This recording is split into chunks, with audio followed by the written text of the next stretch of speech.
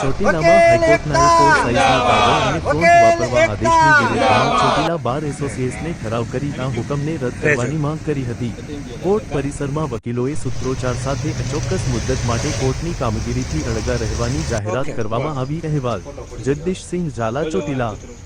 હાઈકોર્ટના તારીખ 1/8/2026ના પરિપત્રનો અમે સખતપણે વિરોધ કરીએ છીએ। ગુજરાત હાઈકોર્ટે આવો પરિપત્ર કરીને જુનિયર વકીલોને આર્થિક રીતે ઘણું નુકસાન કર્યું છે અને આનાથી આ નુકસાન છે એ મોટા ભાગે વકીલોને થઈ રહ્યું છે। ગુજરાત હાઈકોર્ટે પોલીસ પેપર, સ્થાનિક સંસ્થાઓના અહેવાલો, અન્ય રિપોર્ટ એને આ પરિપત્રમાંથી બાદ કરવામાં આવ્યા છે। સામે પોલીસ ચાર્જશીટ, પોલીસ પેપર્સ વગેરેને પણ મુક્તિ આપવામાં આવી છે। આનો અર્થ એવો થાય છે કે વકીલોને જ કેમ આવી રીતે હેરાનગતિ કરવામાં આવે છે।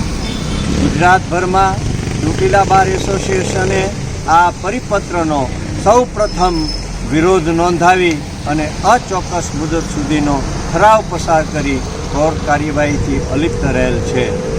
સરકાર આપનો આ માગણી સ્વીકાર નહીં કરે તો આગામી કાર્યક્રમ શું રહેશે? આગામી બાર કાઉન્સિલની સોમવારે મિટિંગ થઈ રહી છે, એમાં જે જલદ આંદોલન કરવામાં આવે તેને અમારો ચોટીલા બારનો સંપૂર્ણપણે સાથ અને સહકાર રહેશે।